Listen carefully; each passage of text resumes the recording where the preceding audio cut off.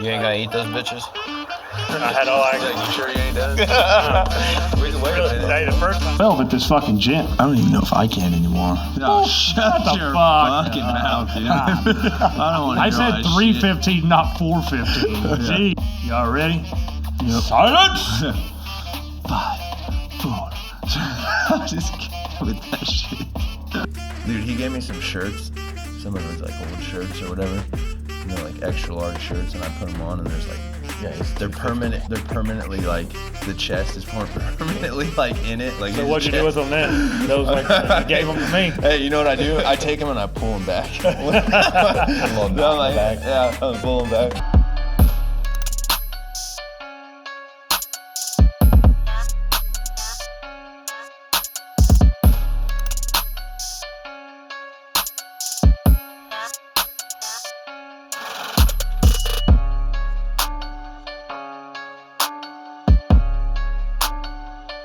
All right, hello everybody. This is Chad at Indie Fitness. All roads lead to the gym. As usual, hasn't missed an episode. Never. Nicholas Otto Assad. And you guys know he's no stranger to the program, Matt Foreman. I think he's going to be filling in a whole lot more.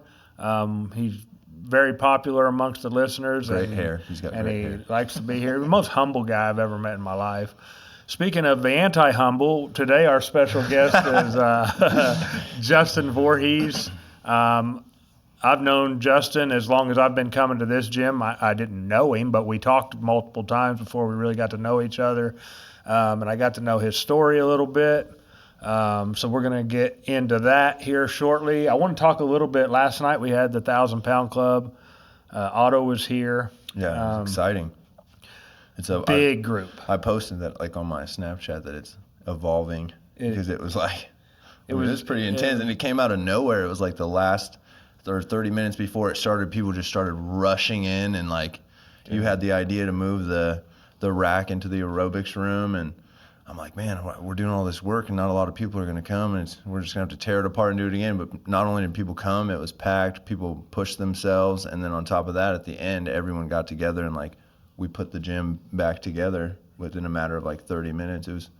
I had a really good time, and then, after we always do the dinner. Yeah, we always, cool too. yeah, the guys and gals and spouses and girlfriends and boyfriends that help us out, we always go out and have a company dinner.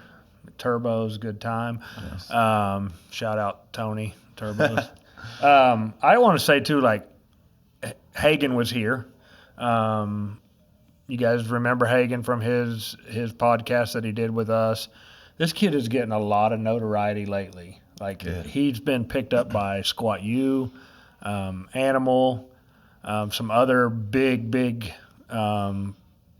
powerlifting organizations. Some shoes. And, they're sending him stuff. And, he's just like, he's everywhere on Instagram. And we talked a little bit about it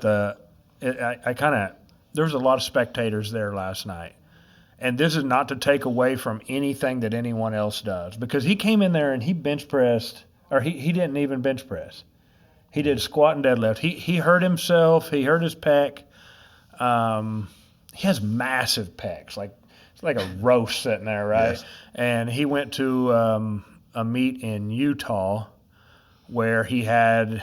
I think he had. I'm not positive about this, but I think he had the highest squat coming out of squat. Yeah. And then he went to bench, and these are professional powerlifters. This isn't just the Indie Fitness 1,000 Pound Club. These were like the invite only 15 strongest men in the United States, and he had the heaviest squat coming out of the first lift, and he thought he tore his pec. He had an MRI and everything, and he had been dealing with some pec issues leading up to it, and he's like, I'm just going to push it and see what happens. Well. Yeah. Oh my gosh. That's not always the right thing to do. They thought he tore it, but the surgeon that he went and talked to said it's the worst strain I've ever seen. Said it was strained so bad that on the MRI it looked like a tear. So they told him not to bench for a while. I think 6 or 8 weeks, something like that, maybe 12 weeks. He slowly got back into it. He texted me last week and sent me a video that he benched 300. For his first day back. He just did one rep, but I think he was doing, I think, and relatively speaking, bench is his worst lift. I mean, he only benches around 500. And he was going to try to bench, I think, 525 that day in Utah and make it up on squat and deadlift, because there's a lot of guys benching 600. I mean, it's not unusual to see a professional powerlifter benching 600. But last night, he won the contest By far. with 2 lifts. He came in and squatted 905 and deadlifted 820.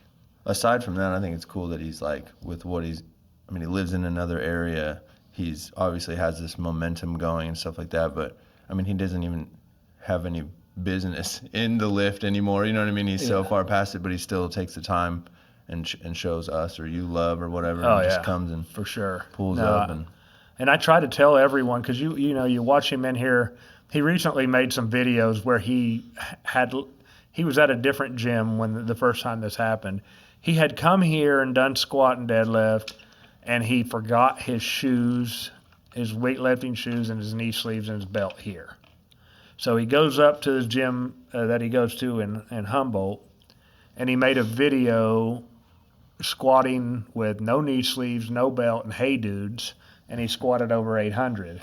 And that video kind of like took off and made him somewhat, put him on the map a little bit, because everybody was picking this up like, this is insane. Yeah. He's doing it naked. It is. He's It is naked. insane. Yeah. So anyway, shout out Hagen, man. You're amazing. I can't wait to see what happens with you in the future. Let's get into this with Justin. Speaking of strong folks. The first Indie Fitness member. Yeah, hey, Justin was here the day we opened. I mean, I don't think. Yeah. I helped move equipment from uptown when the building was going a long ways, Yeah.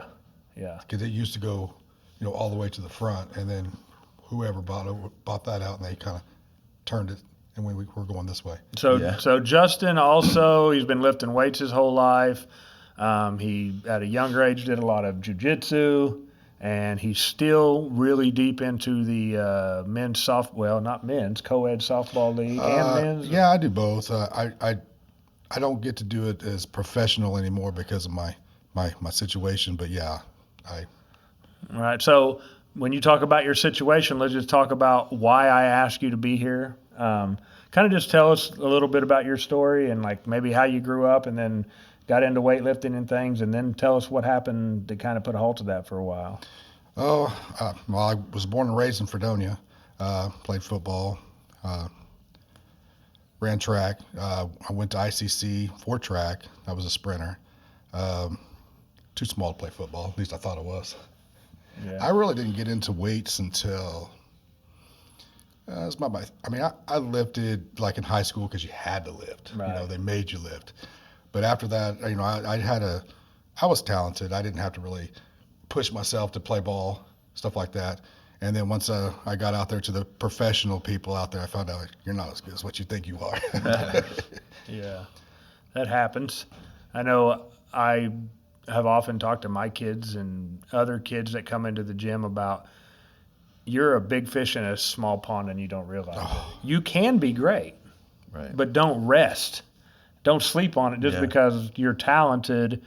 Your talent will only take you so far. You have to work hard. Oh, I thought I was really good around here until I got to Kansas City, and then I traveled to Texas and Florida, and you're like, people don't even, you're a nobody. Yeah. So at some point, you lifted, you stayed in pretty good shape. I've seen photos of you. You were kind of a beast. You trained jiu-jitsu with Kerry. Kerry Henson out of Chanute. Yeah. And I mean, just athletics and just sports in general has been a part of your life forever.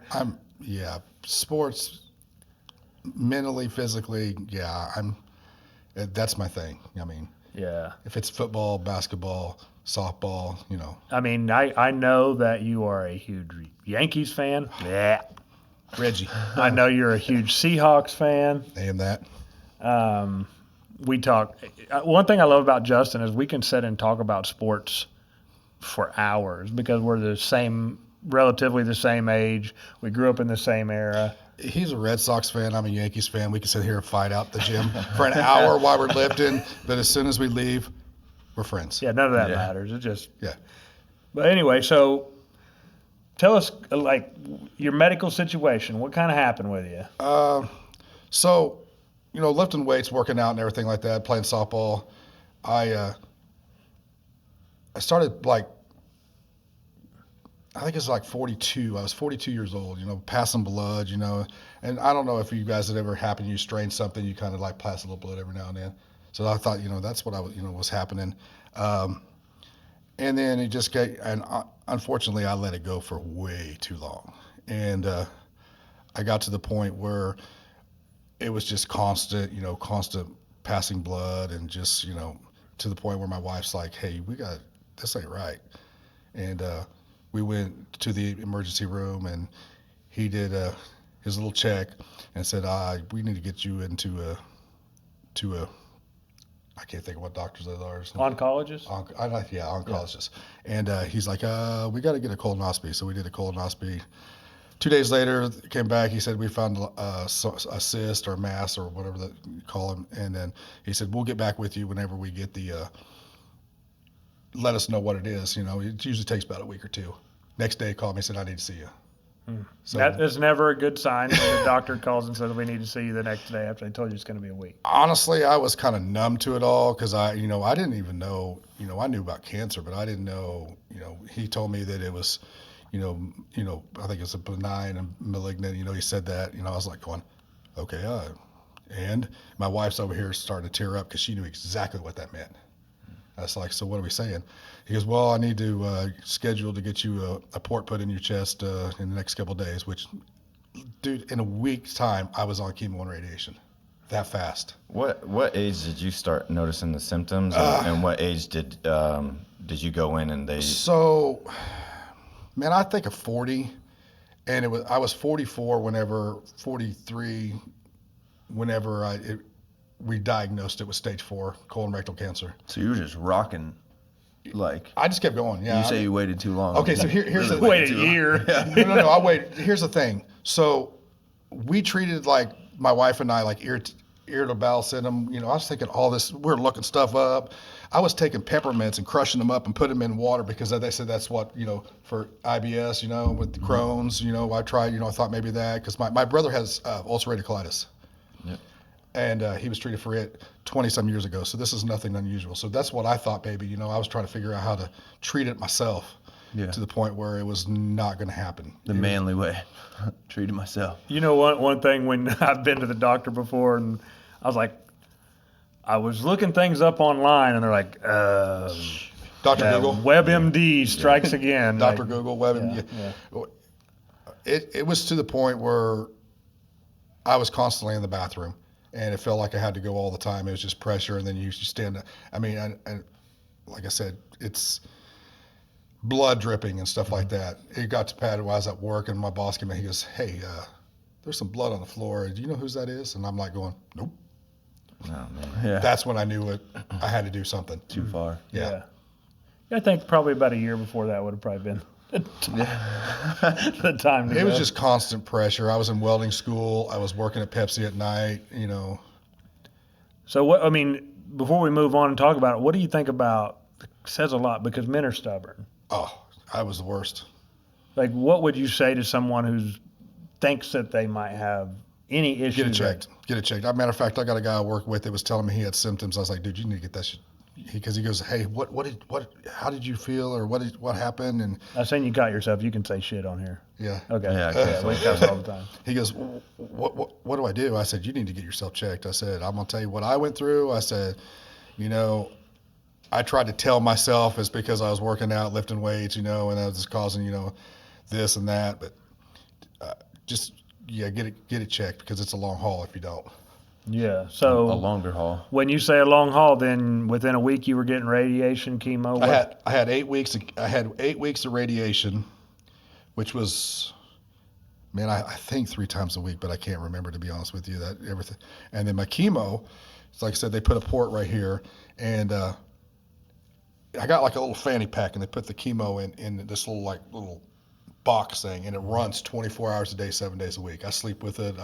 And every Monday I go in, and they would change it out, put more chemo in the deal, and I did that for I think 8 weeks as well. So did that go directly into your colon, or how does that work? So I have a port right here. You can see the little hole right here, and it goes down into my to like a vein. It goes into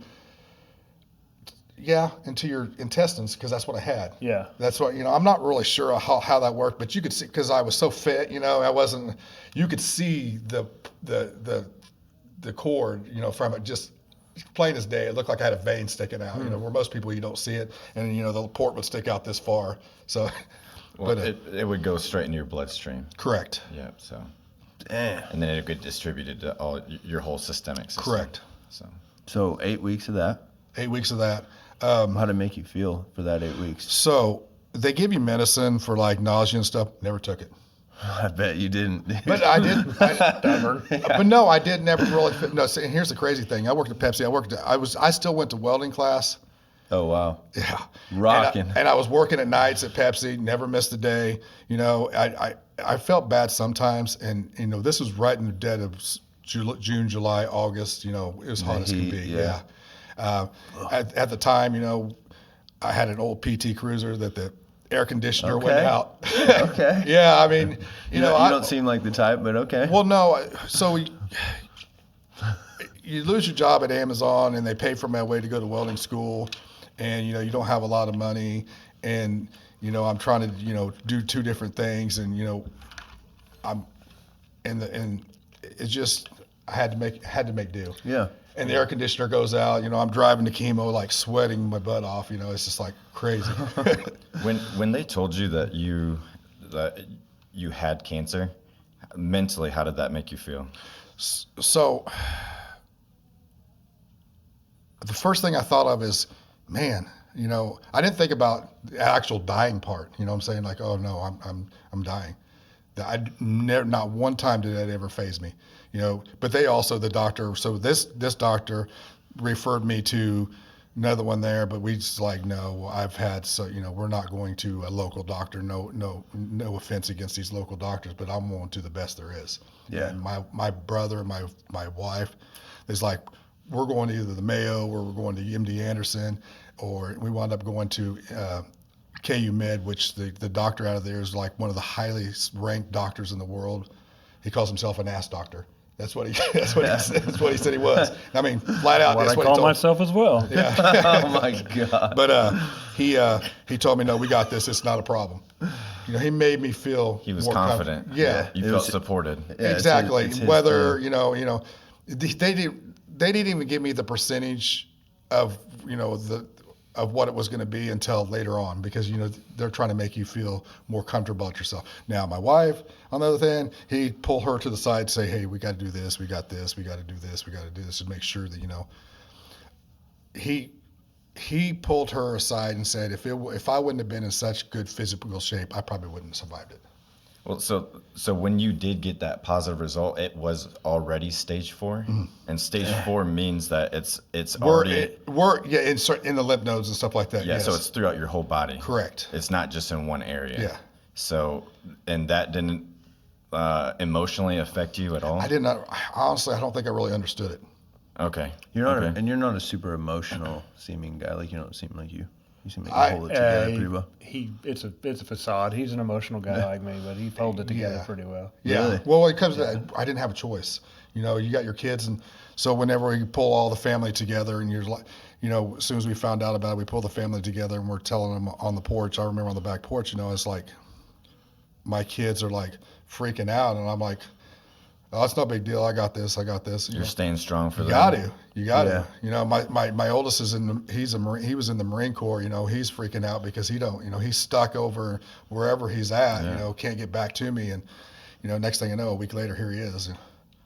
Oh, that's cool. Yeah, it's tough. I think that's a tough situation because you want to be real at the same time and know that it's important and show your family that you do have emotions.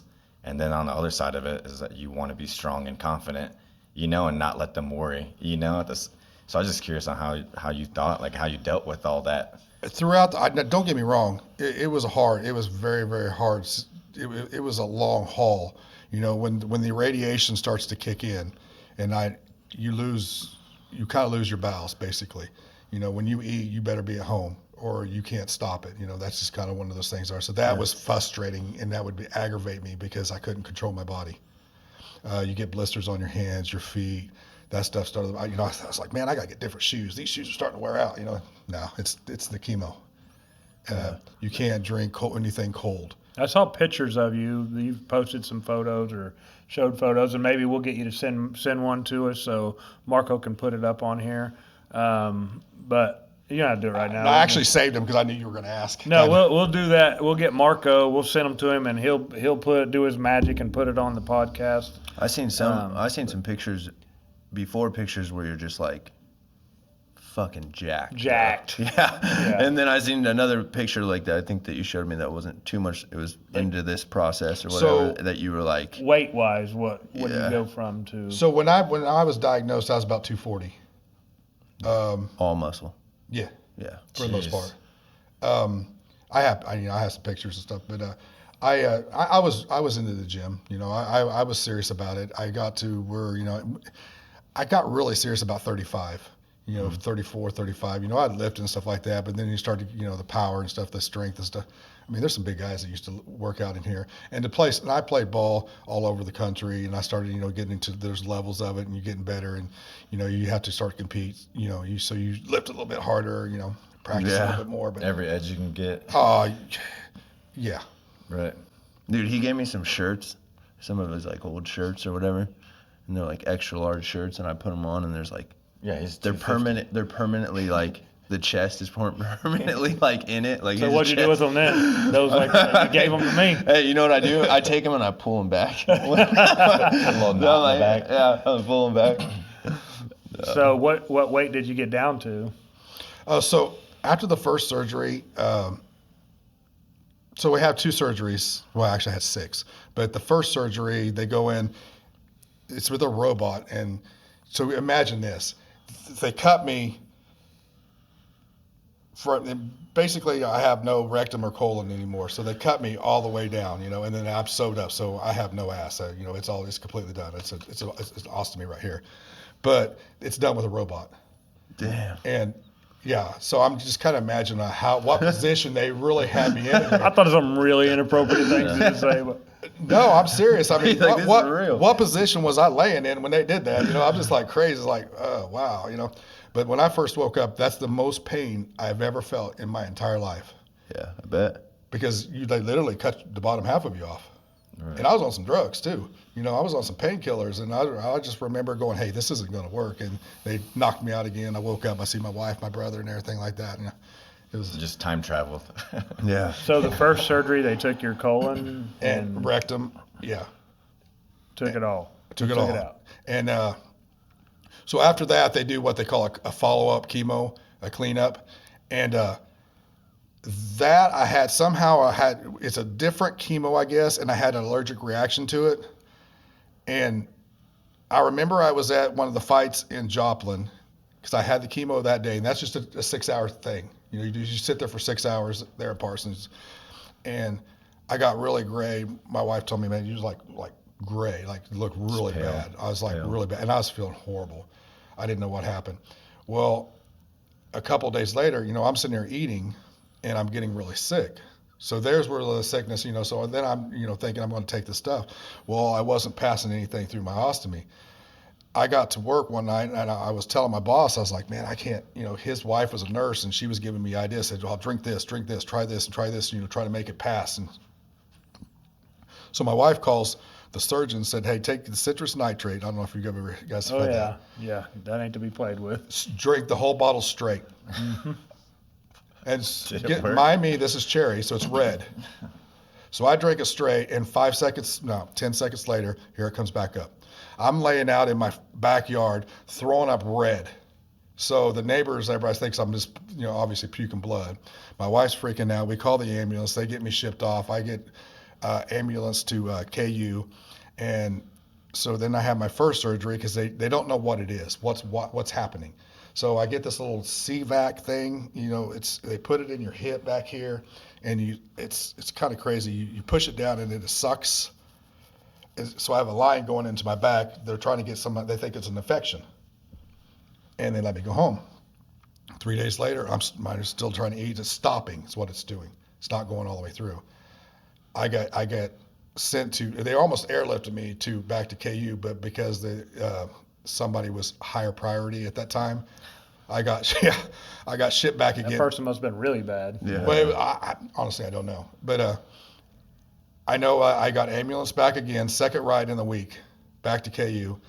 They did another surgery on me, and then they couldn't get it. So this time, when I get there, they automatically take this tube and they shove it through my nose all the way down into my stomach. Yes. Yeah, nasogastric tube. Yeah. So, and the crazy thing is, they make you, like, you get some water and they drink as fast as you can, as they're like, and honestly, it didn't hurt because I was in so much pain Yeah. from here. I mean, you just think about having indigestion or gas pains times 1,000. It was brutal. It was horrible. Cramping. Oh my God, it was horrible Distended. because it was stopping. It wasn't going down. Well, they couldn't. So I was in there for about a month, 3 weeks. They finally said, "Here's our last option. We're going to have to open you up and look and because they tried to give me with that barium. They were going to do scans, and I'm like, no. Well, we got to try this. I was like, don't do this. It's like a dye. So they can see it. I drink it, and obviously it stops. So here I am laying in there on the table, throwing it back up all over the floor and everything like this. My wife's freaking out because she knew what was going to happen. It's not going through. So the last option, he said, here's what I'm going to do. I said, I could cut you open and I could take, I said, do it. Don't care. Do it. Yeah. Do whatever you got to do. Just do it. So they opened me up from here to here. And what happened is the chemo, the allergic reaction or whatever, dropped my intestines because they tacked them up because there's so much cavity right now because there's no intestines there. They fell down and they kinked, so it was stopping. So they had to go back and retack it all back up. Yeah, that right there is where I lost all my weight. Because I was about 6 weeks, I got down to about 168 pounds. I didn't eat for 6 weeks. 6th grade. Yeah. It was bad. I looked horrible. Matter of fact, when I got out of the hospital finally and got home, people goes, "Are you dying?" Literally, people come up and said, "Are you dying?" I was like, "No, I'm good." Yeah. Okay. Well, if you're not eating, just I thin. can only imagine if you're All not I had sleeping. was they were giving me. I had Dilaudid. They were giving me Dilaudid. They were the most powerful painkiller. Did you ever have any problems with that, like stopping it once? Because I hate that stuff. I know it's a medical necessity at times. I got addicted to it before. Oh, a so long time ago, like 10 years ago. I think I was for a little bit because there was a couple of times I went back when I was having problems. I'm like, "Dude, give me some of this." Yeah. Because whenever they put that through, you get that warm feeling that goes down I through know there. all about it. And it's just like, oh yes, this is what I'm talking about. It's short. It doesn't last a super long time though. No, I had like a little pump thing that you had to keep hitting. They say you can only push it every 15 minutes. He's watching the fucking clock. So they started on fentanyl, and they asked me how I felt. I was like, still a little sore. So after the first surgery, something I gotta say. After the first surgery, they wanted me to, when they wheeled me back, they wanted me to get off the cart, walk over and lay down on the bed. Imagine that. I had all this stuff out. I was like, no, I ain't doing this. So they had like 7 or 8 nurses trying to pick me up, put me on my bed. Could you imagine, guy 240? Yeah. Yeah.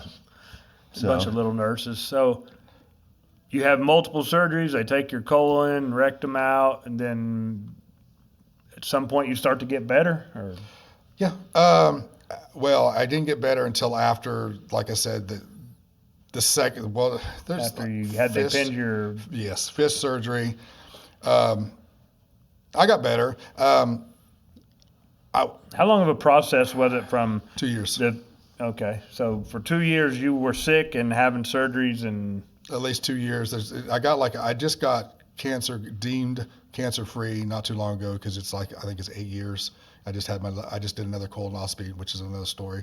I did my last colonoscopy, and they had a couple polyps they pulled that were non-cancerous, but I've been diagnosed with ulcerative colitis now.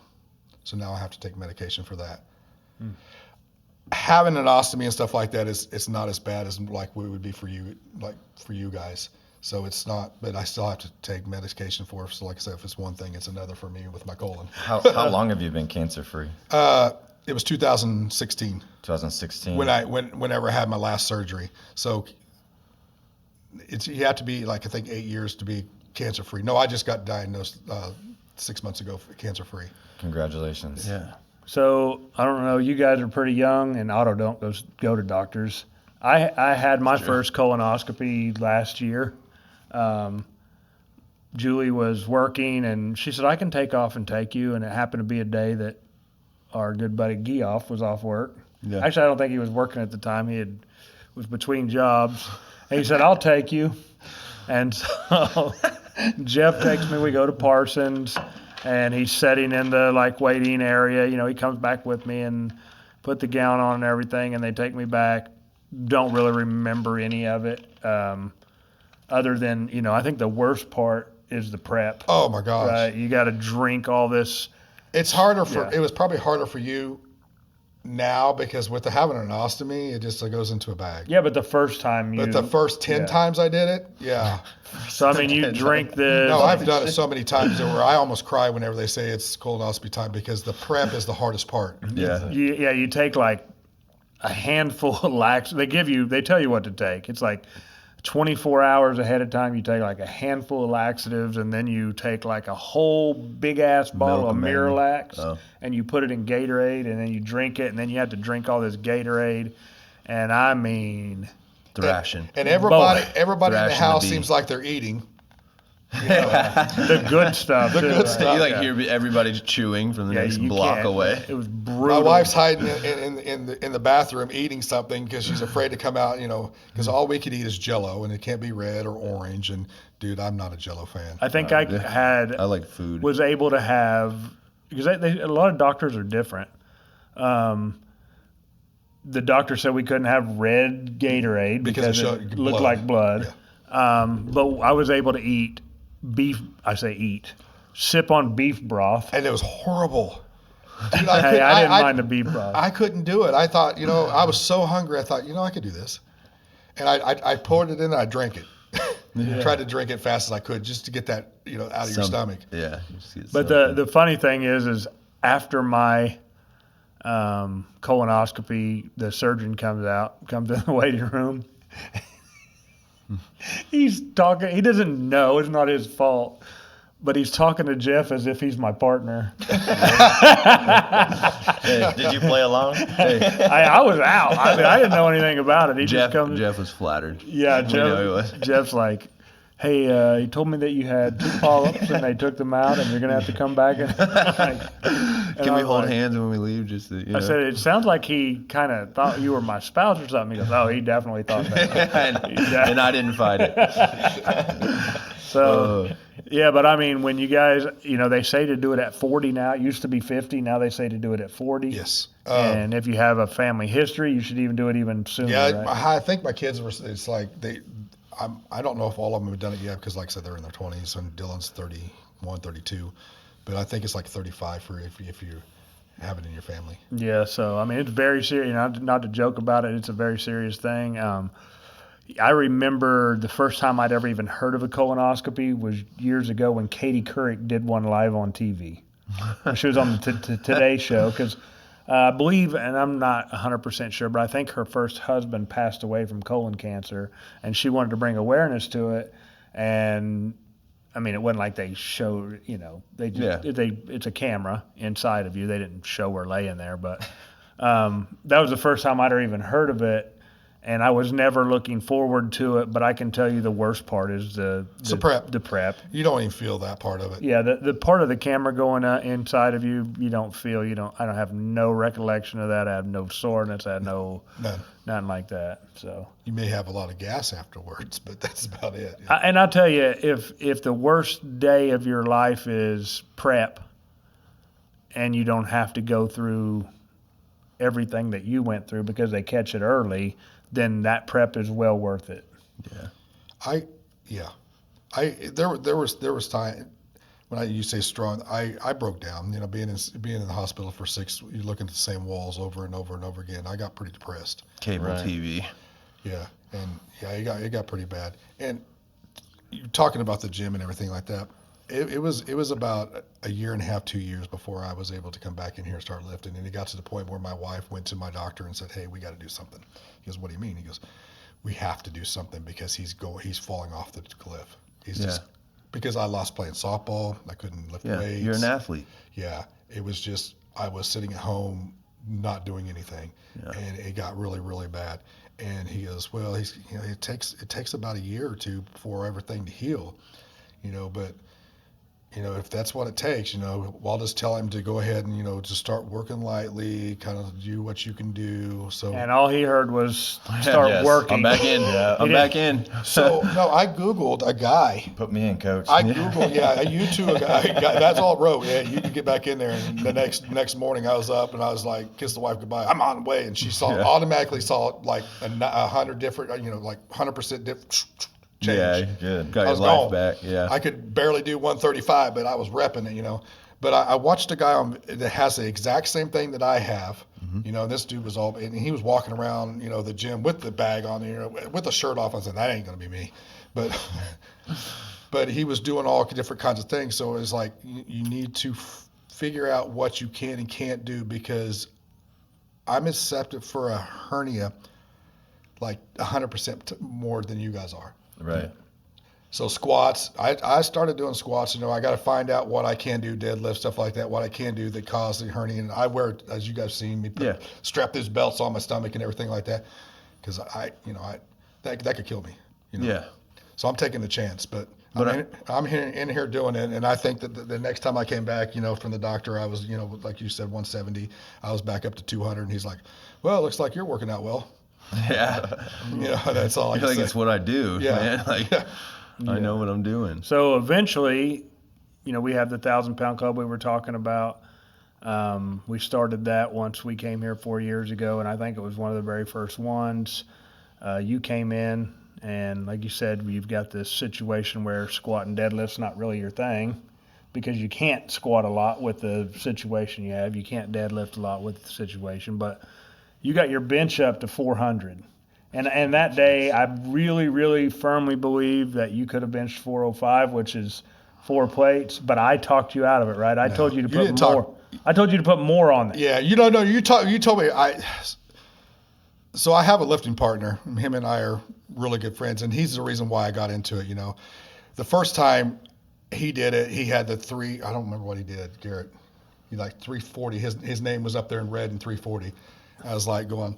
And then I got it the next time at 360, only because Andre he hit the bar, and he probably could have beat me, but my name's up there. And then I didn't know Garrett, and we were like watching. He goes, I'd watch to see who anybody got me, So we started working out together, and he's the one that really pushed me to get to the 400. It's like, oh, I'm starting to get there, and he was working out harder because I wasn't working out real hard. I did the 365, I think, the first one. Yeah. And 3 months later, we were pushing each other really hard and everything like that. But Well, you did 400, and then that was on your second reason why lift, right? So the first lift I did 375 just to warm up, and then Just to warm up. so I said 405, and I remember Ridiculous. Garrett looking at me. I said, "I'm at 400. I just want to make sure I get the 400. I want to get all 400. I want 400 up on that board. I don't care what it is. I want to make sure I do it." And it went up so easy. I was just like going, crap. Why didn't I do more? Yeah. So then I tried 410. On the video, I got 410 all the way up to here. Matter of fact, Garrett starts walking off because he thought I had it, and all of a sudden it starts going back down. Oh, shit. But I wasn't ready. How long ago was that? 2000. It was actually September 11th of 21, Yeah. So you and 22. Garrett have been rocking with each other for that long. and that's the only reason why. And now we play ball together. We do we do a lot of stuff He together. calls you his dad. I'm everybody when it comes to softball stuff like that. I'm everybody's dad because I play ball with my kids. Yeah. But he pushed me to get and he don't think about like he's like, oh, I did this. I'm like going, yeah, I'm 52. Yeah. And he goes, or I said, well, I have this. He goes, man, I keep forgetting you have that. He Yeah. goes, Yeah. Because it's like that. I didn't even know for like, Well, I don't know, the first 8 months of me being around. That's why I wear the big like, shirts and yeah. And what'd you say, and just kind of shout out Garrett since we're talking about him, you worked out with him yesterday. Yeah. Didn't you say he did like, Man, I think it was like 385 he almost got for 3. Like, and it crazy. it was butter too. Like I almost started walking away on the third rep because he was going up with it. But Oh, then I he know. just I got, know better with him when he gets stalled at us. I mean, we've been lifting for so long. Yeah. He'll sit there and fail on something 3 times in a row, and you're like, "Why are you going to try a 4th time?" And whoop, there it is. Yeah, And you're like, yeah. going, "Okay." Hey, Garrett was one of the first members here also. Because it was a night when me and Julie were both still working every day and working late, and our hours were kind of weird and until we got things hammered down. And Garrett came in. His fiance is my wife's cousin.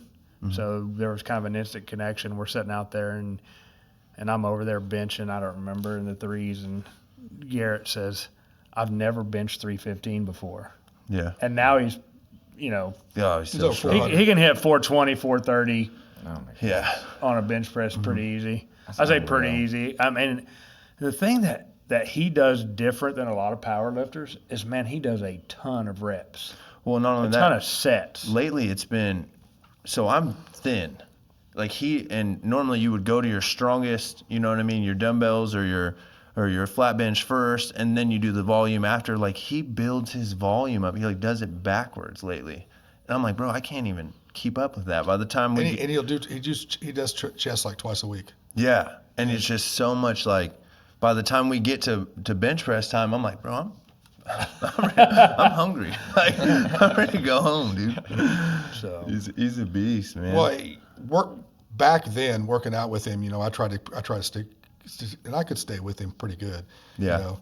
I used to steal, when I first started working here and working out here, like, I didn't know you guys, but I would, like, steal things out of your workouts. And then when Dude, you weren't around, I I'll would be use them. 53 years old, and I still steal stuff from people. Yeah. I may see Chad do something, and I'm like, the next week I'm doing it. Yeah. You learn stuff. I've been That's the doing it for best way. 30-some years, and I still learn stuff, new things, new techniques, because there's the new age of working out, you know. Yeah. So we had a kid here last night. He loves it when we talk about him on here too. Zach Kraft came yeah. to the 1,000-pound club. He's 14 years old. His mom's Haley sat here in this chair that you sat in, and she talked in her podcast that, you know, it was one of the best decisions she ever made, because it's Zach has told her before, Mom, thank you for coming to the gym, because it kind of got him into it. And he lifted last night. He got into the 700-pound club. Nice. Was that his first time doing it? First time ever Yeah, doing it. so hopefully I he does mean, it 20 more times. Oh, and At 14? and just watching Nice. him. Good. Is he a freshman this year? Or eighth? I think he might be a freshman. When they but- start driving, what is that? Shoot, don't get me lying. 12. Independence, Kansas? Yeah, 12. So anyway, he did really, really well. And what made me think of this was he was, you know, talking about asking people or stealing things from people even at 53 or 52. We kind of talked about he could be a lot stronger if he just needs to work on his form on a lot Yeah. of things. We were trying to coach him up in the moment. Yeah, with a crowd. Yeah, with a two crowd. crowds Of, and I'm all judging and I'm trying to coach him up in the moment. And Tupac's and- playing and all Yeah. kinds. But He's Drinking like, through a fire hose of information. yeah. yeah, afterwards we're talking about it, and I was talking to his dad, Justin, who's a phenomenal mechanic. I Yeah. mean, maybe he's the Charlie Daniels of the torque wrench, at least in Yeah. Southeast Kansas. Nice. We were talking about the technique, and I said, you know, it's like when you work on a car. If you told me to change an alternator and you pointed out which bolts to take off, and I could do that. But when you hook it up to a computer and you're doing diagnostics and you got to take all these, and you got to have special bolts and special tools, I said, just look at weightlifting the same way. I love bench press. And I could take someone like Matt, who his thing is jujitsu, not bench press, right? I'm not saying you don't do bench press, Right. but Okay. you don't think of it at a high level. You just go in and do the exercise. You think of jujitsu on a high level, on a different level than I do. Yeah, I'm just a white belt. I'm Right. a beginner, but I understand. So it takes years to perfect your bench press or your squat or your deadlift or your rear naked choke or your, leg lock. Or your janitorial skills. You got a long way to go, bro. I would suggest you start looking at the training manual. a little. YouTube it. I'm gonna YouTube how to be a janitor. But I mean, it takes years and years and years to perfect. You know, I told the old saying is it practice doesn't make perfect. Perfect practice makes perfect. Yeah. Or perfect practice makes you a whole lot better, but you'll never be perfect. I mean, you always. Yeah. He's got a long road ahead of him, but I mean, he's young and he went out there and did that, so that was cool. But he's got a really good base. Yeah. I couldn't do what he did at 14. No, me neither. No. I wasn't. I don't even know where I was at 14. But definitely not lifting weights. Yeah. Well, Yeah, but, how old what was junior high? Was you freshman? Yeah, probably freshman. Yeah, I probably was starting to. I remember doing 135 for the first time because it was the big plates when I was in like 8th grade. I thought I was a beast. Yeah. He deadlifted 315. Really proud of him for that. I mean, he did a really good job. But yeah. Yeah, I but can't a wait to long see road it. shouldn't deter you. Like everyone, no matter where you're at, has a long road. Like the journey Yeah. never stops. You know. So like hopefully that should encourage him that he has the support. You know what I'm saying? Yeah. Because I'm sure when we were all in freshmen that we were just saying like we probably didn't have the support system and the knowledge and the connections that technology. that he had. Yeah, you know what I'm saying? You know, the technology or the diet, you know, that people are on anymore. Like back then, I didn't know anything about it. I was still drinking pop and, you know, as a freshman, you know. I didn't know the difference between protein and carbohydrates, and I didn't know any of that stuff. Back then, you got your protein. I don't know. You probably remember this in the tube or the bottle, the cardboard bottle, and it was tablets. The most awful. They had vanilla and chocolate in your chewable tablets, and you had to take like 30 at a time. Ah, jeez. Yeah. Yuck. And that was the only 2 flavors. Now, you know, my wife asked me that constantly. I'll take protein, suck it down. She goes, "How do you do that so fast?" She goes, "Well, back in the day, you had to do it. This that ain't fast." nothing. Yeah, they have Chips Ahoy and Oreos Yeah. flavor, Fruit Loops. You had a You bag. name it, they got it. I got Captain cinnamon Crunch. toast crunch. Is Cutler Nutrition does a cinnamon toast crunch, and it's actually delicious. Really? Yeah. So I don't want to jump around too much, but Jump all over. Let's go. jiu-jitsu. How long did you do that? When did you do that? I did it for quite a while with Kerry Henson. I had actually moved to Chanute. He's actually from here, and he was running the Sonic there in Chanute. And it actually started. The kids were wrestling, and I met this guy named Ron Roden. I see him. As a matter of fact, I saw him the other day. People wouldn't know. I told my wife, I said, "See that guy right there?" And she goes, "Yeah." I said, "He's a bad dude." She goes, "What?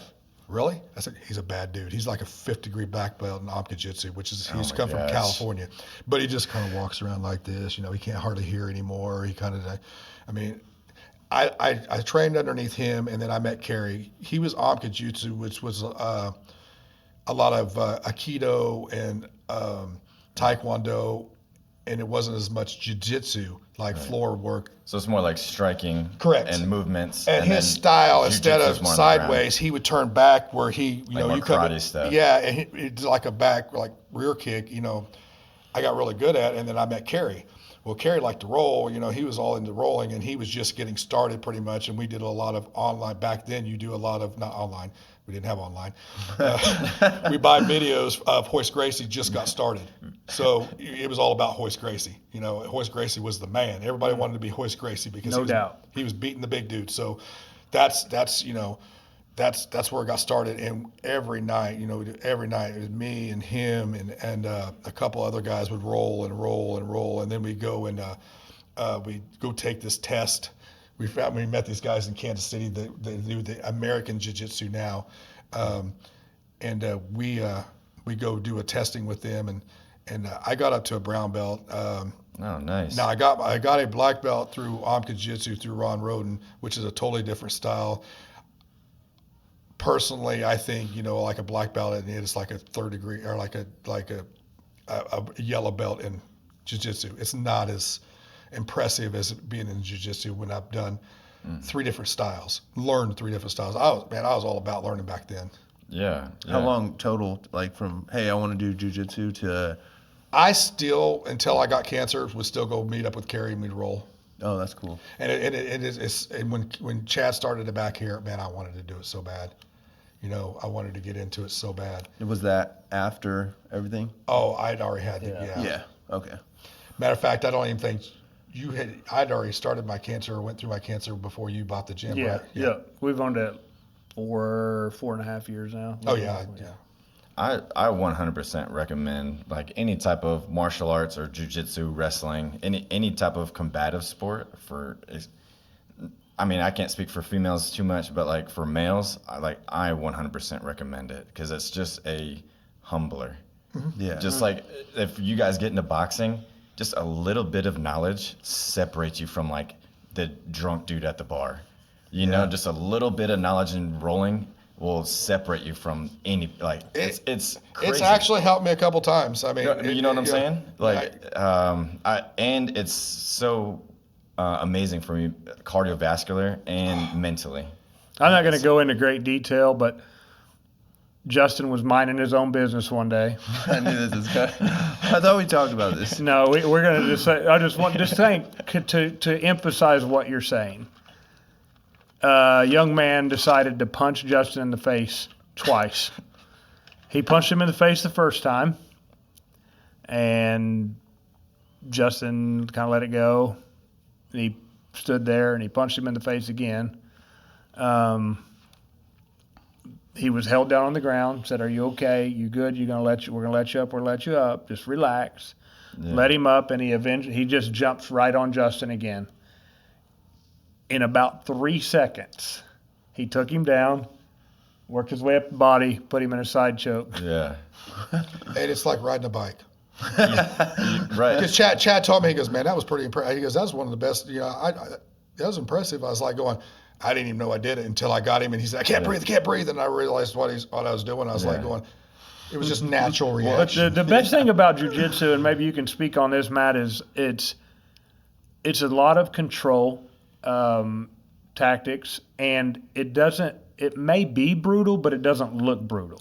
Yeah, Like, I he guess got punched. what I'm getting at is like there is a lot of different styles, and then there's different styles that you take within. But I'm not saying that you can just go out and beat somebody up. I'm saying like you're like what you did, like you de-escalated a situation. Exactly. That's the reason. One of the reasons why I got Right. into it. 'Cause like Exactly. I worked at a bar for years, you know, and I've had to grab a hold of some people, maybe get, you know, like here or there, get a little move here or there. But it's not to beat them up. It's not to Exactly. hurt them. It's I'm not slow saying to them be down. violent. And Yeah. once you Yeah. get somebody like in that position, because I've had it happen at a bar one time. I get a guy in a certain position, and he's like, I can't breathe. I was like, yeah, okay, think about this. I'm going to let you go, but we can go right back to this really quick. You know, you kind of like, and that's all it is. I mean, and it stopped the fight from being It wasn't. I mean, there was only one person that was fighting that day, yeah. and it wasn't you. Yeah, I mean, there were several punches thrown, but I didn't throw one. And my thing is, I'm going to beat you without throwing a punch. Yeah. Yeah. That was the mentality that the Gracies gave you back in the day. We're going to defeat you by not even hurting you, and that's what they did. They just took you to the ground and they would just play with you, and it's embarrassing. It's more embarrassing to get choked out than it is to get, you know, beat up or, you know. And I always say that there's levels, like kind of what you were saying. And I want to talk about two things here. One, my experience rolling with a black belt as a nothing belt. I wouldn't even call myself a white belt, Matt. I'm a Feels nothing like it's belt. voodoo. It's like Yeah. all magic. Yeah. So, and then I want to talk about that video that we saw with the Chino, the professional boxer, the football game Yes. we watched a while back. But I had the opportunity I was at a jiu-jitsu practice with our Will Wilkinson, who I've asked to come on here. We're still working on that. He won't come on. And his, I don't know, instructor, I don't know the proper term. Is it instructor, jiu-jitsu instructor? I think it depends on the place. Wes Wilson Yeah, came amazing. over from Sudan and rolled with us back here. And he's like, hey, come on. We're at the end. He's like, hey, come on, Chad, let's get in here. And I'm like, reluctant because I know Wes is a bad man.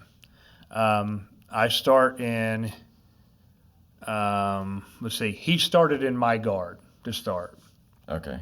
And I've got him wrapped. That means that you are on your back. I'm on my back. Yep, He's and between. I got my legs around him. Yep. And he starts out laying on my chest and lets me get a hold. Where my level of jiu-jitsu at that point is to control him, to try my best to control him. and I put my arms around him, and I'm a strong guy, right? Yeah. I would Yeah. even say I don't think. You're in the top probably 10. I mean, I'm 5% in the stronger than nation. Wes. I'm stronger than Wes, and I'm not. Easy. I'm not saying it in a negative way. Yeah. But I'm stronger than him, and I'm holding him down, and he's not moving. He's just kind of wiggling like this, and I'm like, he's playing. Psychological. Dude, fucking now. with me right now. I'm like, do I really have him? Turns out I didn't. He just did some explosive things and had me, tapping within a second. Honestly, realistically, from the time he decided to go, 3 seconds I was submitted. So then he says, we still got a couple minutes left, and he says, we're going to do this. And he sets down. I've got his back. We're on our butt.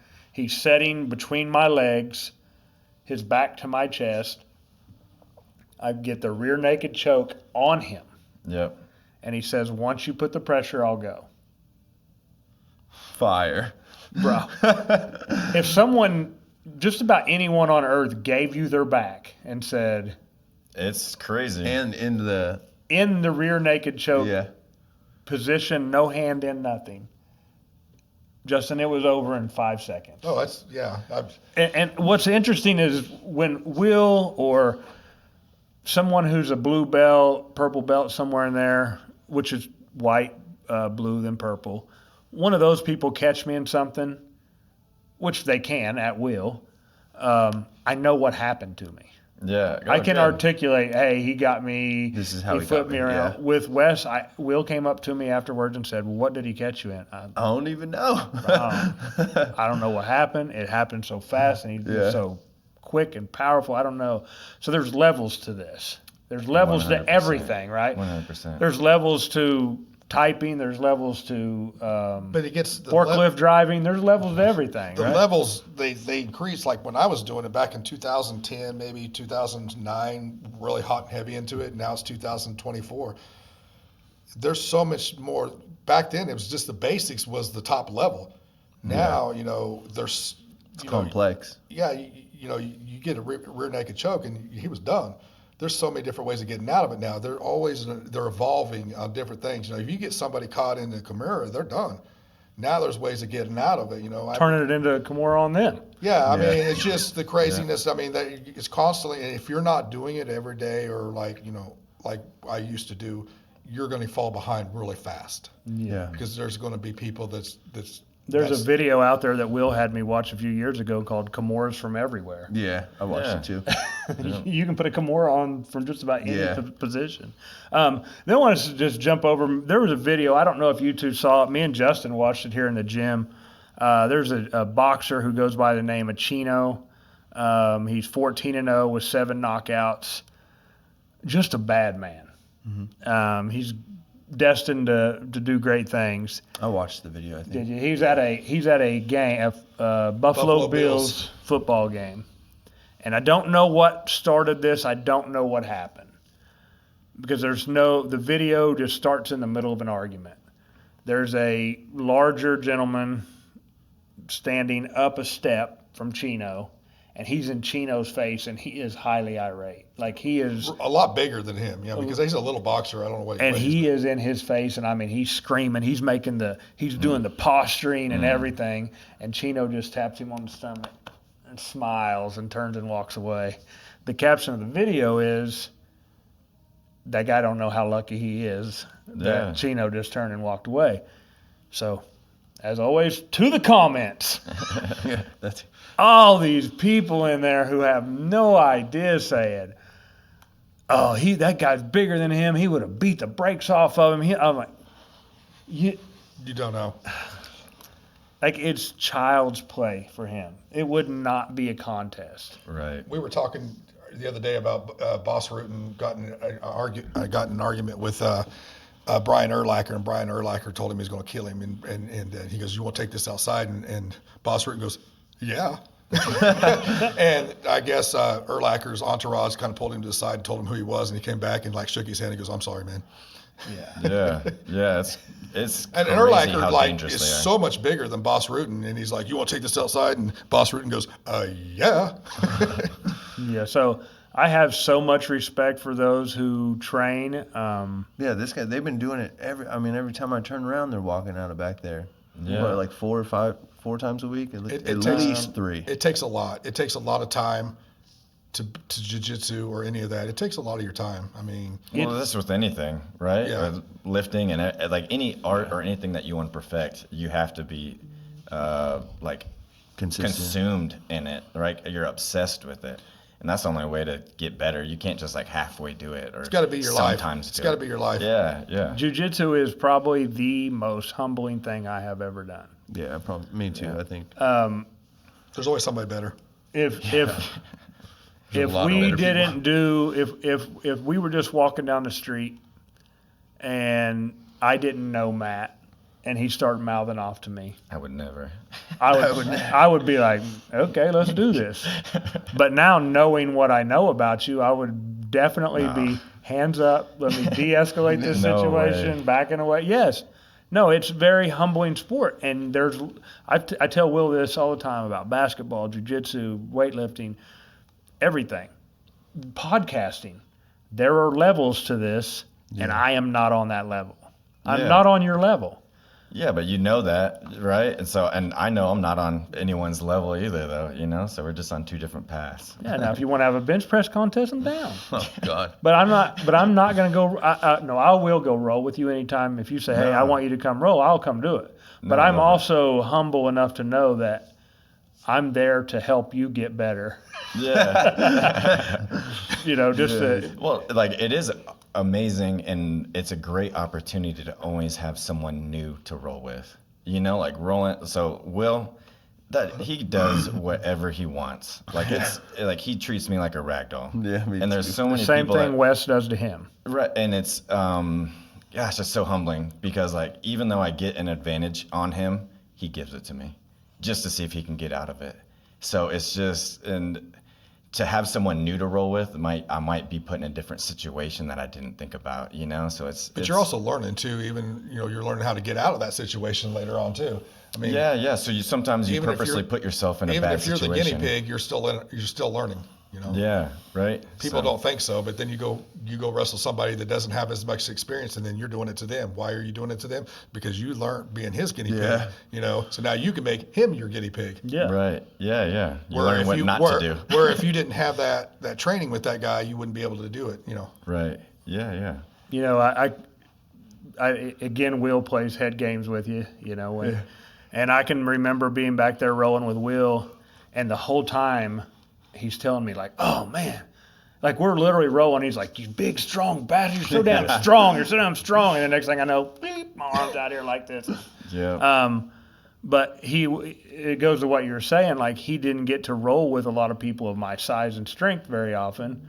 Yeah. And so it was a new experience for him, and you need to be ready for anything because you guys do sport jiu-jitsu. There's a 100% difference between real life and sport jiu-jitsu. Right. Yeah. But you're never going to sport jiu-jitsu at a tournament against someone like me. I'm not in your weight class. Right. Yeah. I mean, there are divisions called opens. absolute to where you could be. It's done. Every competition is a little bit different, but there is a potential possibility that Yeah. you could go up and go against someone really Now, big. if someone's really big and strong in a jiu-jitsu tournament, they probably know a little bit of jiu-jitsu. Yeah. So you're going against me. You're just going against someone who's going to try to bench press you off of them. There's that. And then you can catch the arm bar, and then Give it a time, and they're gonna gas out because of all that muscle that they're trying to push. yeah, There's that's the big been- guy that's been going. Is he helping instruct? guy from Wichita, maybe? Phil, I think his name is, from Parsons. Yeah, he moved here from Canada. Yeah. Yeah, and he's super humble, super nice. Yeah. Is he really good? He is extremely good. Most of those bad dudes are pretty humble and super nice. Yeah. Hey, Yeah. anybody, I just want to say, like, because this is kind of turned in from the Justin Has Cancer podcast to the Jiu-Jitsu podcast. I want to say, like, we do Jiu-Jitsu here every Wednesday night, 6:30? 6:30. Yeah. 6:30 on Wednesday nights. It's open to anyone who wants to come. It's $10 for non-members, $5 for members. But you should, if you've ever thought about doing it, no one is back there trying to be a hero. That's what I love about jiu-jitsu is everyone is, people say, I don't want to go back there and get hurt. That's not what's going on back there. This isn't WWE. This isn't. I mean, we've been going, knock on wood, we've been going for over a year, and nobody has gotten hurt. Well, that's I what I broke was my getting. toe. You, if you hit I your broke toe my like own that, toe, yeah. Yeah, that All the years that Kerry and I did it, I think we had maybe 2 accidents total. And the crazy thing that we were standing up sparring, and I did a spin kick at the same time he went down to take me down, and I caught him right here and literally knocked him out. Craziest thing ever. Yeah, and then Justin's like, I'm the champion of I the world. freaked out. I didn't know what happened because I'd never really seen somebody get knocked out, like knocked out. And then one other time I was going down and he came up, and I think I have a scar right here. His knee hit me right here. So that's a little bit higher level stuff than because they're they not don't. doing any striking. Yeah, they're not striking. But that was just on a takedown. We were standing up like this, and I went down, and he came. Somehow I hit right here, hit right here. Out. And I wasn't out, but I remember feeling the blood go down because I remember it rocking me. I was like, going, what the heck? And I was still going to town. And then Kerry goes, there's blood on my arm. Do not listen to Justin right now. That is not what's going on. That's It's just not. but We start. I mean, Will starts on the ground, right? There's not a lot of stand up, but the idea is to get better and learn. You were doing it at a higher level. Yeah, well, I Much mean, I'm higher just level. saying all the years we've done, it's only been 2 accidents. Yeah. So. Ever. But that's not, in the back right now. If you came to the first class or first 10 no. classes, you're going to get treated with kit gloves. Like it's not. Yeah, we'd go at your pace, and then if you don't want to roll with somebody, you don't want to roll with me, you can say no. So I could have told Wes no that day. You could have told Wes no, and you can tap it's your whenever gym, bro. whenever you want. You dictate how far you take it. And Justin talked about getting gassed. There are many times where I was in a dominant position Tired. and I tapped from a dominant position because I could no longer breathe. I could feel my diaphragm, but that's that's my shortcoming. You and I know that. don't see very many jiu-jitsu guys that are bulky. No. Big and bulky and muscle because it just doesn't work. Jiu-jitsu is for people that have a lot of stamina. Yeah. Because, I mean, I know back when I first learned, it's all about trying to get, you say get tapped out in 3 seconds, but a lot of it's like the Gracies, they waited for you to get tired, and then that's when they took their advantage. I think I was probably tired after 3 the seconds. first 5 seconds. Yeah. I mean, I'm good for a good 1-time 3-minute roll. Yeah, yeah. You guys are doing like 5-minute rolls an hour. It depends. It's in between 3 and 5, but yeah. You definitely have to have an engine, and you definitely have to know when to conserve and when to use your energy. I ran, 'Cause- Yeah, go ahead. I ran track for years and years when I went to college for sprints and stuff. I was more tired after 2 minutes of grappling than I was any time ever running track. Gassed out, after a race. On top of being a great skill to have and a very good discipline, it also will get you in great shape. Phenomenal cardio shape, yeah. Yeah, 100%. Okay, so jumping around again, what is your life like now? You're still at Pepsi. Mm-hmm. You have a gym routine to where, are you 6 days a week in here? 5 days a week? I try to hit 4 because Okay. I don't do as much with legs now because I've been having a lot of problems with my hips because a lot of the irradiation goes into your hips. Yeah. And I've noticed I have a lot of hip pain. Yeah. So I try to stay away from that as much as possible. But I do the normal, arm. Monday I do back. Tuesday I do chest. I'm usually off on Wednesday. The only reason for that is most of the time I'm playing softball Wednesday night. I was going to say you guys are in softball right now. Yeah, so that's how that works. And then Thursday and Friday. Yeah. And then I don't really. If I can get here on the weekends, I try. But it's just, man, the older I get, the tighter I get. And the softball team. My job isn't it's not one of those, sitting behind a desk and You drive. Yeah, well, drive and I actually physically work our product. Yeah. I put it all away. Yeah. It's a demanding job. Yeah. And then a lot of people, you have a softball team. Well, Yeah. a lot of people, I have the jersey. He has the jersey too. I get so many compliments on it. Where do I buy mine? This and that. So that's your team. Yeah. right? So we started a league in Fredonia, and my 3 boys I actually have 4, but one of them lives in Salina, so he can't be here.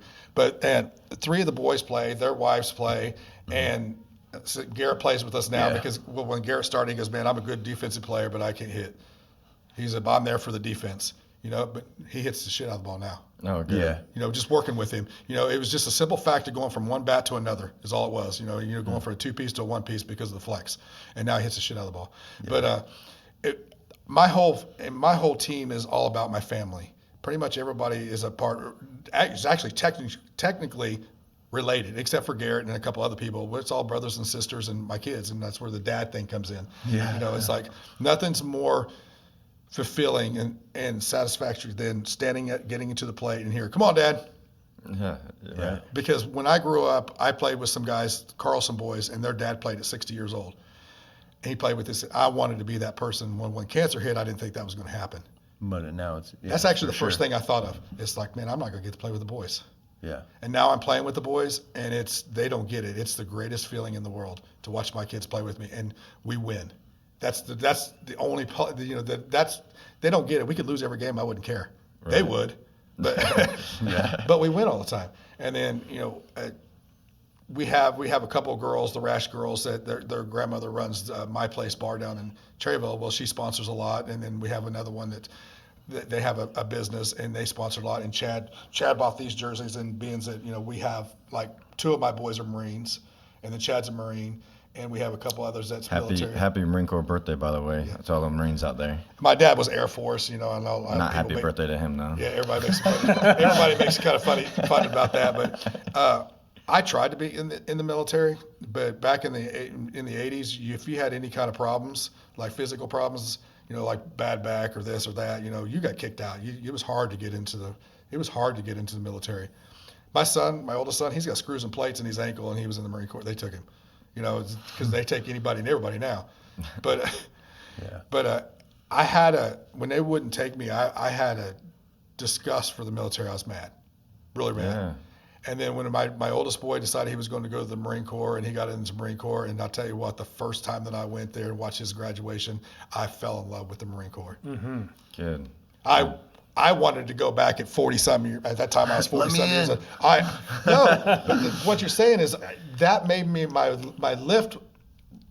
workout ethic more and more, because I knew he was doing what he was doing. I had to do the same thing. Yeah. My son was over there getting beat up in the Marine Corps, because you know how it is. They ain't nice. It's not like the as they call the chair force that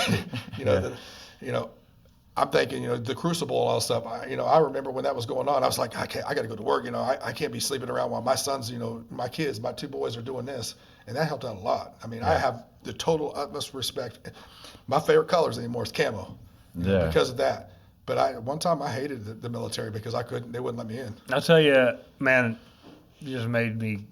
I cry on here quite often. I'm not going to do that today. I get there, but exactly where I was at. I mean, earlier today, about 30 minutes before I came here for the podcast today, I got a photo from my son on text message of all their sea bags stacked up. They're leaving. They're headed home. Nice. So congratulations. I'm excited about that. It's one of the most fulfilling things that I got to see, and I got to do it twice. I got to see Griffin do it too. Go watch the graduation or go watch the boot camp. When they run around and they come around, it's like they're a unit, and it's crazy. It's like I wish I could have joined right then and there at 50 years old. It's like I think we were talking about it earlier. The Marine Corps is just unique. A lot of it's people called like esprit de corps. Their love for the Marine Corps is out of this world. And it stays with everybody, because my son still, he's got a big, he got his arm sleeve tattoo. He's got the Semper Fi. He's got the, his 3267 on there, and it stays with you forever. Some of those people, they won't, they say, I was in the military.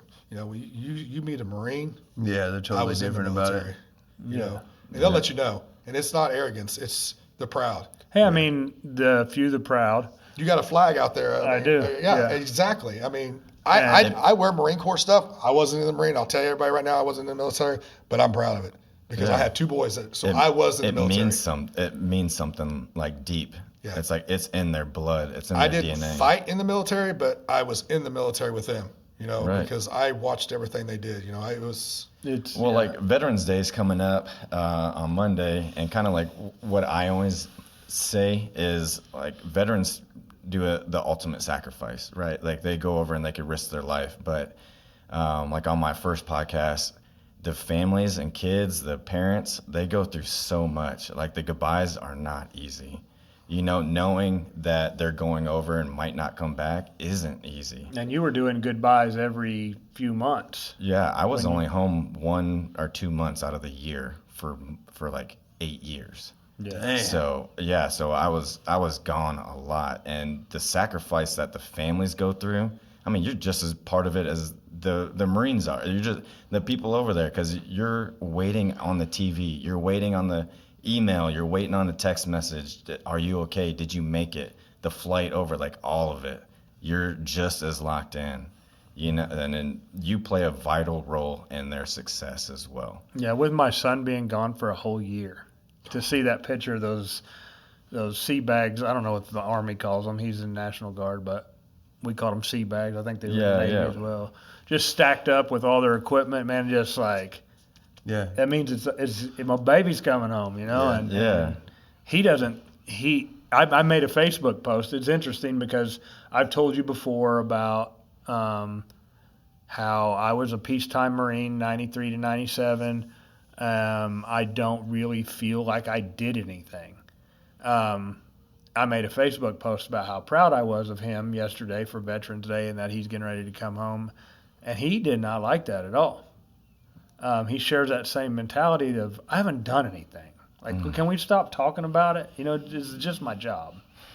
And does it make you uncomfortable? I think I may have asked you this before. Tomorrow, people are going to see you, or they're going to see maybe on Facebook, send you a message saying thank you for your service. I hate that. I don't. Yeah. I understand the sentiment and I appreciate what they're saying, but it's just kind of like, I don't think know. that you got to stop comparing yourself to other people. And it's not even really that. It's I think if I would have been Chesty Puller, the most decorated Marine of all times, I still wouldn't want people to thank me for my service. Yeah, but when you signed up, you were signing up. When you you signed were up, down. you were down to go. Yeah. Whether you go or you don't go, you had the mentality that I'm going to go over there and put my life on the line for anybody. Whether you did or you didn't, I don't care. Still, that's more than what a lot of people can do. Yeah, There's but a I lot think- of people out here that will not sign up that are draft dodgers or whatever you want to call them. Hear me out for a second, though. I didn't do it. I did it to change my circumstances. I can see that too. I didn't do it. It doesn't matter why you did it. You still. I did it to change, to get out of the lifestyle that I was living at the time, and I wanted better for myself. Tell you what, it worked though, didn't it? It did.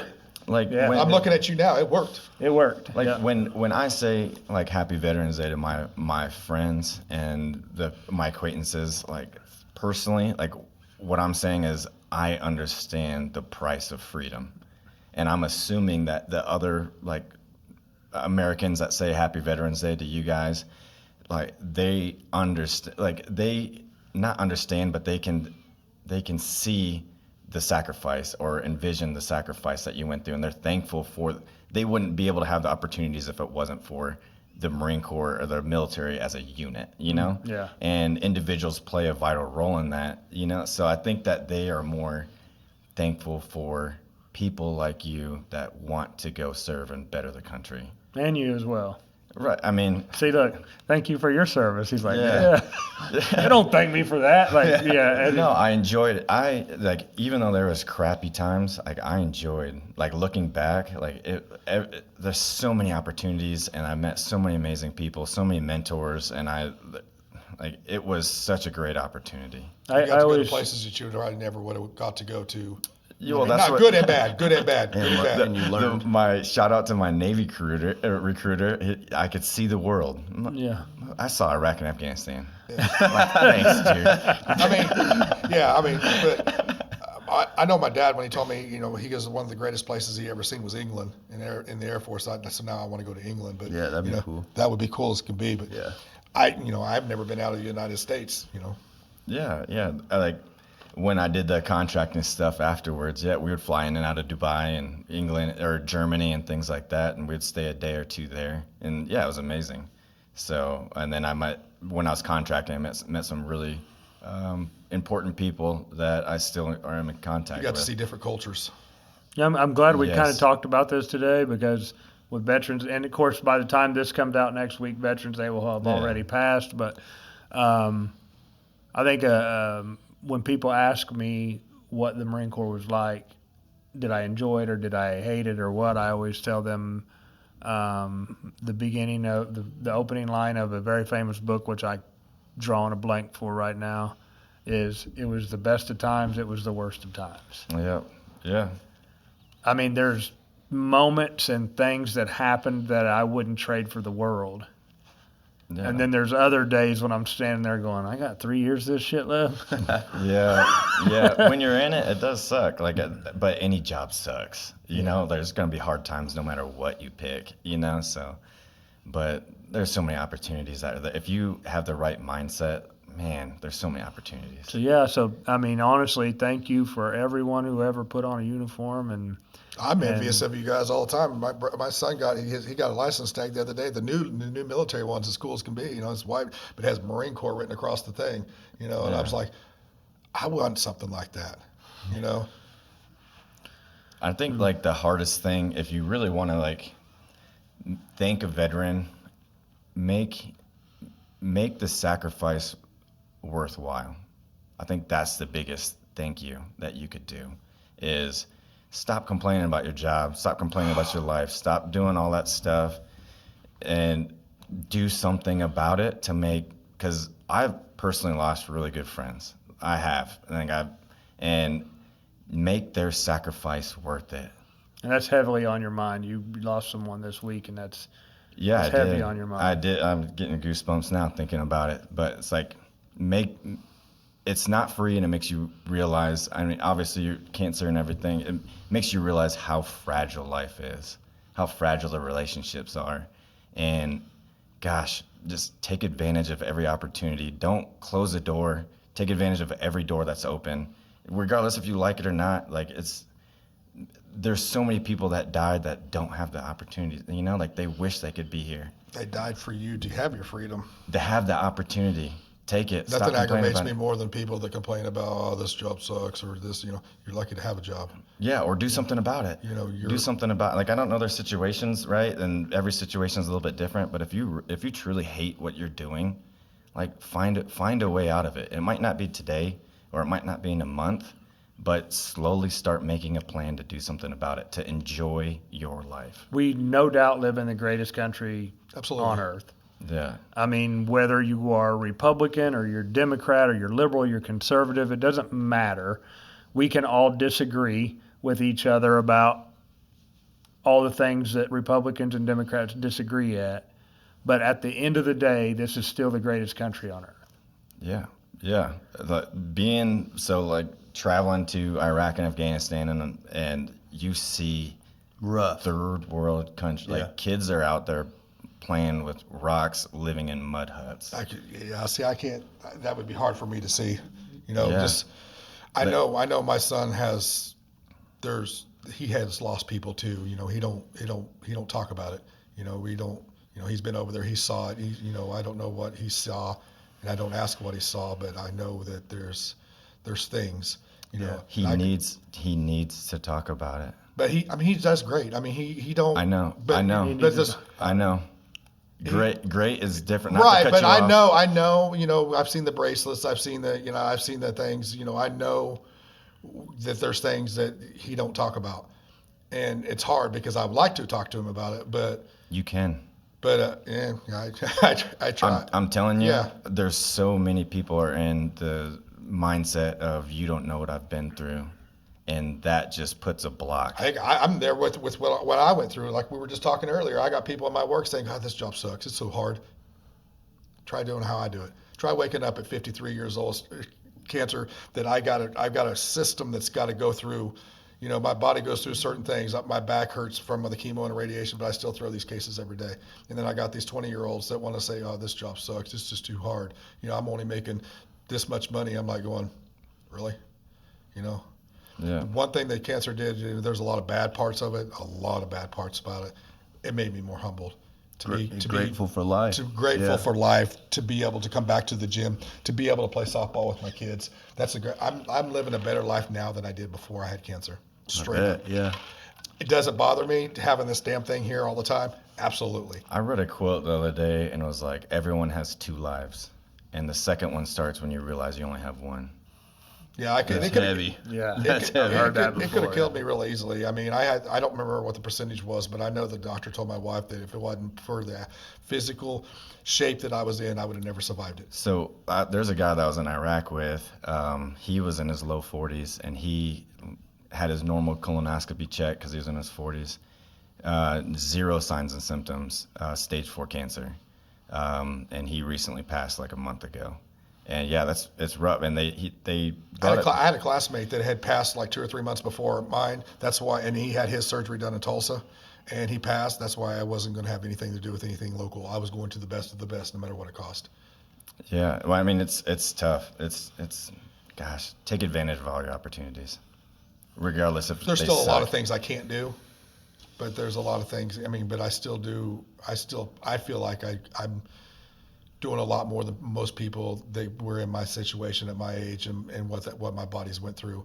You know, at 50, almost 53 years old, I'm still able to play ball. I'm still be able to, maybe not be as strong as these guys, but I'm still up there. Yeah, with them. right. You bench more than I do. Well, I think like a major part of that is too many people look for that home run hit. Man, just get on base. Take one step. And that's all it takes.